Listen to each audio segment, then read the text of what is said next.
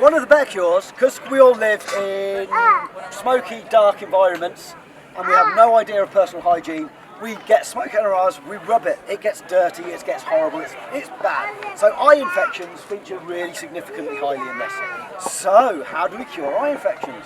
Well, we get a nice brass or copper cauldron.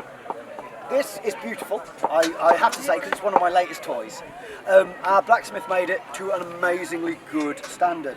So we're going to add my favourite ingredient, which is wine. Always is, let's be honest. We're also going to add garlic, bull's gall and onions. Onions in the eyes, that sounds beautiful, doesn't it? We're all going, these guys were idiots. No, because I've just added a significant amount of antiseptic and mild antibiotics into a cauldron, and it's going to sit there and it's going to crystallise, and then I'm going to rub it in my eyes and it's going to kill the infections. They did an experiment about 5 to 7 years ago where they discovered that this is also really good at curing things like MRSA. You know, they've got to do work on it, but it's quite interesting because it hasn't built up a resistance because it hasn't been used in 1,000 years.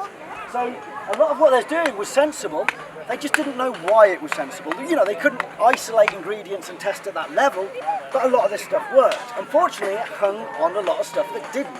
So we fall into these camps of people going, oh, it was all rubbish, or it was the greatest medicine. No, they hit on things, but tended to have to use everything. So it's like, oh, we don't know which ingredient works, put them all in, say some words, preferably do it on a Tuesday, or at night, or harvest this, and that was their job. Another part of my job, besides healing you, is obviously getting the ingredients. I'm going to get on most of them myself. So I'm harvesting all of these things with little knives. I'm going out, getting my free ingredients and charging you a fortune.